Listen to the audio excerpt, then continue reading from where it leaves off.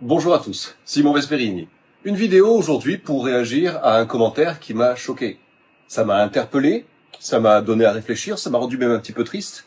Et le plus dingue de tout ça, c'est que c'est pas un commentaire malveillant du tout. Je comprends bien que ce n'est pas un commentaire malveillant. Et ma surprise est d'autant plus accrue de ce fait. Alors c'est un commentaire qui est sous l'une de mes vidéos que j'ai publiées il y a pas très longtemps, où en fait quelqu'un m'avait envoyé un message: Simon, est-ce que tu penses que 850 € suffisent pour s'installer et vivre au Vietnam? Et j'ai fait une vidéo réponse parce que je me suis dit c'est un sujet qui est intéressant pour en parler aussi plus largement avec d'autres gens. Et quelqu'un, donc Joël, et je sais Joël que tu n'étais pas mal intentionné, commente sous cette vidéo: je te trouve cool de conseiller quelqu'un qui n'a que 800 € par mois, toi qui as fait du business dans le luxe en Corse. Et ce message, il m'a laissé relativement désarmé quant à l'état, en fait, de la société dans les pays que je dirais socialistes. Ils sont pas encore communistes, c'est pas l'objectif, ce sont des pays socialistes 2.0, le socialisme moderne, le socialisme à la française, façon Union européenne, Allemagne, même chose, tous les pays du nord de l'Europe, Scandinavie, même chose. J'ai l'impression, en fait, en lisant ça, qu'il devrait y avoir une barrière. C'est-à-dire que oui, c'est la réalité. J'ai travaillé, j'avais une agence immobilière en Corse, et son segment d'activité était l'immobilier de prestige. Donc oui, ça c'est un fait. Mais de ce fait, je ne devrais pas répondre aux gens qui n'ont pas beaucoup d'argent. Il devrait y avoir une barrière, quelque chose qui nous sépare. Et donc je suis quelque part méritant d'avoir dépassé cette barrière, m'être adressé au manant, là, lui avoir répondu. Franchement, c'est effrayant. Alors on va analyser ça, et en fin de vidéo, je vais quand même vous dire crûment, mais sincèrement, ce que je pense que ça implique ce genre de commentaire, ce genre de mentalité aujourd'hui. En fait, dans quelle réalité on se trouve déjà. Mais d'abord, adressons le commentaire lui-même. Alors oui, c'est un secret pour personne, il n'y a pas de raison que ce soit un secret. Effectivement, plus jeune, j'avais une agence immobilière en Corse. Je n'ai pas commencé par avoir ma propre agence immobilière. J'ai été agent mandataire, j'ai été agent commercial, pour les gens qui connaissent un petit peu le milieu, hein. Et puis petit à petit, j'ai pris en confiance. Cela dit, je me suis installé à mon compte. Je devais avoir 26 ou 27 ans. Et je n'étais pas riche. Je vivais en Finlande avec mon épouse et on avait 1500 € pour vivre à deux. 1500 € pour vivre à deux en Finlande, c'est pas la même chose que 1500 € pour vivre en France. En France, tu n'as pas beaucoup avec 1500 €. En Finlande, où les prix sont nettement plus élevés, les salaires aussi, le salaire médian devait être à l'époque aux alentours de 2800 €, tu es évidemment pas aisé quand tu as 1500 € par mois. Cela dit, je vais pas te faire le plan de te dire qu'on était pauvre. Je pense qu'on manquait de rien. On avait un petit studio sympa, pas loin du centre. On avait de quoi faire nos courses, manger, j'allais à la salle de sport, on s'achetait les vêtements dont on avait besoin pour se couvrir l'hiver. On n'est pas chez les misérables, hein. Je n'avais rien à me plaindre. Au contraire, tu sais quoi? Je me sentais riche. Je me sentais riche parce qu'il y avait autour de moi des gens qui avaient moins que moi. Et je me disais, quand même, j'ai de la chance. Alors, je vais te raconter une anecdote concernant le fait de communiquer, les riches, les pauvres, les gens établis et les gens qui débutent dans la vie, le fait de communiquer ensemble. Déjà, être riche, moi, je ne sais pas ce que ça veut dire. Être pauvre, oui, je sais ce que c'est. Être pauvre, c'est pas avoir le choix.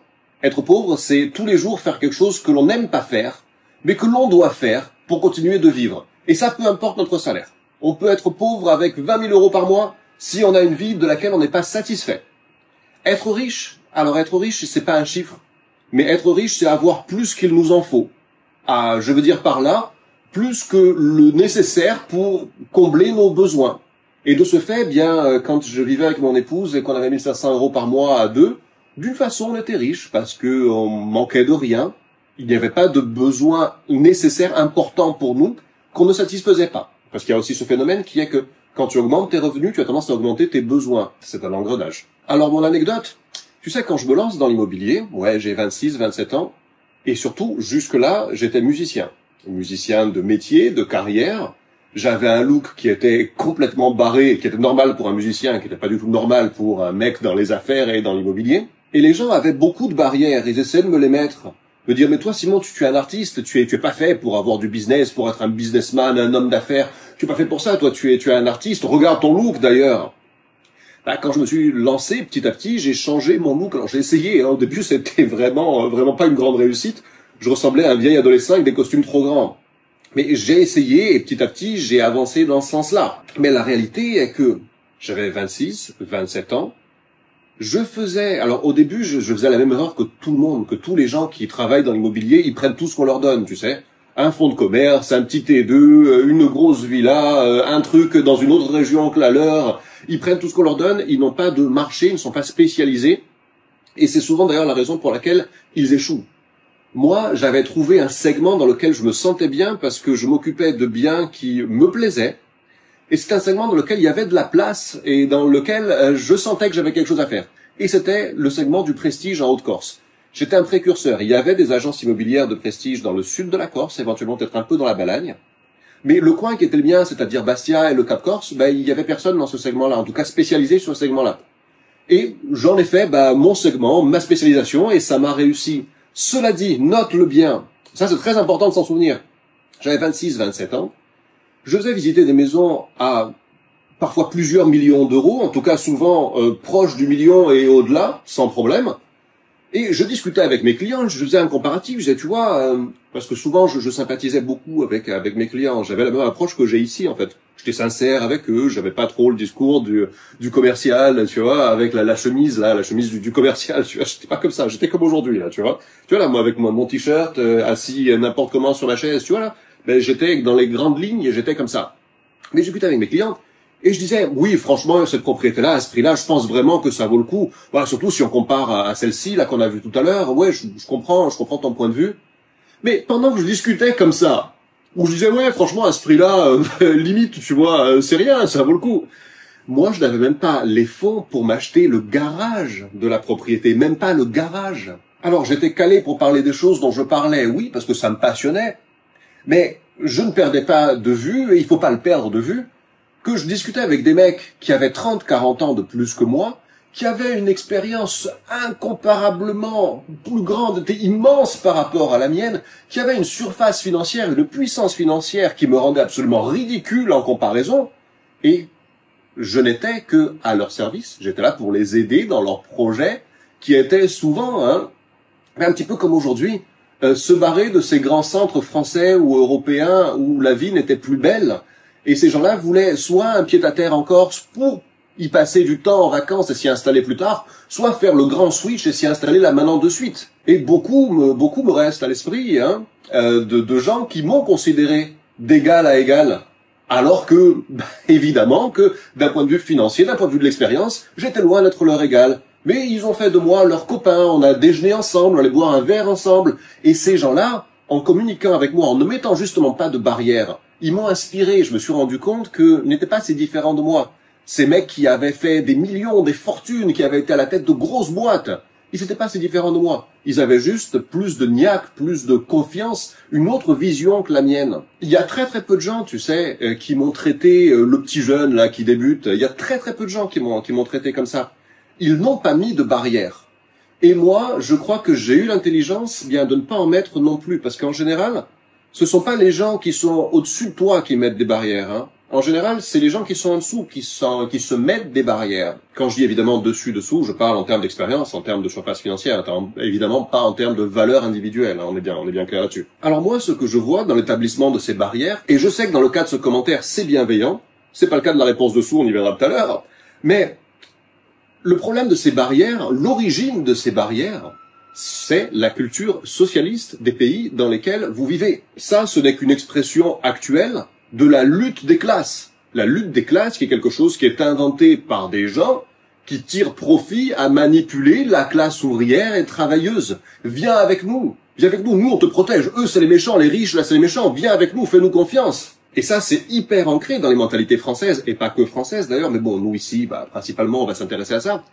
Cette idée que les riches ils sont méchants, viens avec nous tous ensemble. On n'est peut-être pas riches, mais au moins on est honnête et on est des gens bien. Et tous ensemble, viens avec nous, tous ensemble, on va lutter, tu vois. Alors qu'en fait, vous faites quoi au final? Alors vous, je ne désigne personne, mais les gens qui sont dans ce move-là, ils font quoi? Ils se battent pour quoi? Pour rester pauvres en fait. Pour rester pauvres et pour tous ensemble détester et jalouser les gens qui ont plus qu'eux. Parce qu'en vérité, n'importe lequel de ces cocos là, si tu lui donnais une voiture, tu vois, à 3 millions d'euros, il la prendrait, Peut-être qu'il la conduirait pas, il la vendrait pour récupérer le cash, sans doute, et il aurait raison d'ailleurs. Mais il apprendrait, il dirait pas, non, ça appartient pas à ma classe sociale, évidemment qu'il apprendrait. Aujourd'hui, le Parti communiste français a beau être tombé en désuétude totale, il était temps, c'est les visiteurs, C'est les mecs qui viennent du passé avec les méthodes du passé qui ne marchaient pas par le passé pour essayer de les appliquer au présent. Mais ces mentalités-là, elles demeurent et je dirais même pire, elles gagnent du terrain. Moi, ce qui m'inquiète, c'est justement, dans ces barrières-là, c'est la façon dont on divise la société sans arrêt. Les riches, les pauvres, séparés. Les hommes, les femmes, les uns contre les autres. Les immigrés, les Français, on va dire, de descendance. Après, bien sûr, les musulmans, les non-musulmans, les gays, les non-gays, les hétéros, les homosexuels, les trans. L'idée, en fait, est de diviser toujours plus loin. Est-ce que vous vous rendez compte que la société est de plus en plus divisée et que les gens sont de plus en plus contents de se mobiliser pour ce qu'on leur a désigné comme leur groupe et se serrer les coudes dans leur groupe et détester le groupe d'en face, alors qu'en fait, il n'y a pas de groupe d'en face. Tu peux en changer. Ce sont des outils pour manipuler les masses, de créer ces groupes. Mais c'est factice, tu peux en changer, je te le disais, tu peux en changer. Aujourd'hui, tu es riche, je peux te donner des conseils, si tu veux, tu peux devenir pauvre. Tu verras que tu seras toujours la même personne. Hein. Aujourd'hui, tu n'es pas musulman, mais tu peux le devenir, hein, tu peux te convertir. Tu verras que tu seras la même personne, avec une autre croyance, une autre religion, mais tu seras la même personne. Aujourd'hui, tu es salarié, oui, alors tu te dis, voilà, que les tiens, c'est le salariat, mais demain, tu peux lancer ton affaire et devenir patron. Tu verras que tu seras la même personne. Je pense que pour être libre individuellement, il faut dépasser ce conditionnement que l'on nous impose, ou en tout cas qu'on voudrait nous imposer. La liberté individuelle, c'est pas de se sentir marginal, unique et détaché de tout, mais de pas non plus être prisonnier d'un groupe que l'on a désigné pour nous, auquel on est censé appartenir. Après, ce qui réellement n'est pas bienveillant et qui vraiment est triste, c'est le commentaire dessous de Seb Talktime. Lui, il reprend Joël, qui dit « Oh, c'est sympa, Simon, que tu t'adresses à quelqu'un qui a pas beaucoup d'argent, toi qui viens du luxe, malgré tout, que tu parles à un pauvre. » Seb, lui, il dit « Regarde la vidéo jusqu'au bout, le sujet est élargi. » Effectivement, si tu écoutes la vidéo jusqu'au bout, bien, ce que je dis, ce que je conseille au type qui m'a posé la question, c'est d'essayer d'avoir mieux qu'une petite vie à faire des économies, à tirer le diable par la queue, à essayer de joindre les deux bouts avec 850 € par mois, qu'ils soient en France ou ailleurs. Parce que n'importe où dans le monde, ce que je lui dis, c'est que ça serait un petit peu une vie de galérien, n'importe où dans le monde. Et je l'encourage à trouver des moyens, et je lui donne des pistes, pour trouver des moyens pour être mieux, simplement avoir une meilleure vie, être mieux, être aussi plus en sécurité. Parce que être à l'étranger sans argent, c'est être vraiment en galère si on a un souci familial, si on a un souci de santé, si on a un souci pratique. C'est ça aussi. Tu peux te trouver à la rue, tu peux te trouver malade et pas pouvoir te soigner si tu n'as pas assez d'argent. Donc, en fait, j'essaie d'amener, si tu veux, la réflexion sur, oui, tu peux survivre avec 850 €, mais si tu veux vivre convenablement, il serait souhaitable que tu augmentes tes revenus. Et ça, visiblement, ça, aux yeux de Seb, Talktime, c'est pas une bonne chose, en fait. Il faut pas inciter les gens à s'élever. Il faut pas inciter les gens à s'améliorer, à améliorer leurs conditions. Il faut, là aussi, dans le pur esprit du socialisme français, il faut les maintenir dans leurs conditions. Tu es pauvre, tu n'as rien, mais au moins tu as de la dignité. Regarde, nous, tu vois, on est là, on se baffre devant toi, mais on n'a pas trop de mérite. Alors que toi, tu as du mérite. Surtout, n'essaye pas de changer. Reste où tu es, reste comme tu es. Tu sais changer, c'est dur, Ah, si c'était facile, n'importe qui le ferait, tu sais. Vous avez entendu ces discours-là combien de fois? Des millions de fois. Et le pire, c'est que souvent, comme dans toute bonne secte qui se respecte, c'est l'adepte qui fait sien le discours du gourou, du maître, qui le maîtrise. C'est lui, en fait, qui va faire du prosélytisme pour les intérêts de son maître. Et là, je crois que on est exactement là-dedans. Le socialisme bénéficie à une petite caste dirigeante au détriment de tout le peuple. Je crois que, en réalité, évidemment, dans les idéaux de Marx, c'était pas comme ça. Mais dans la mise en pratique, en général, ça se passe comme ça. Donc, cette petite vidéo sur un thème un petit peu philosophique, mais oui, n'importe qui, que tu sois jeune, vieux, homme, femme, que tu aies les revenus que tu veux, je m'en fiche. N'importe qui, évidemment, bien le bienvenu pour échanger avec moi, du moment qu'il est bienveillant et qu'il n'est pas malveillant, qu'il est de bonne foi. Je suis ravi d'échanger avec les gens. Tous les jours, je me balade dans les rues ici à Saïgon. Et il y a des gens de toutes origines sociales, et puis il y a des gens très pauvres qui sont là assis par terre à vendre du jus de canne. Eh bien, moi, je suis content de parler avec eux. Parce que, malgré le fait qu'on n'ait pas le même niveau de revenus, je pense, qu'on peut avoir des surprises, l'échange m'enrichit. Si cette vidéo vous a été utile, si vous l'avez trouvé sympathique à écouter, bien mettez-y un pouce vers le haut, s'il vous plaît. Et abonnez-vous à cette chaîne si vous êtes intéressé par les thématiques réelles de la chaîne, qui sont vivre où l'on veut, vivre comme on veut, selon nos propres termes, être en fait libre d'avoir la vie que l'on veut. Et c'est pour ça que cette vidéo a toute sa place sur cette chaîne. Je vous remercie et je vous dis à la prochaine vidéo. Ciao à tous.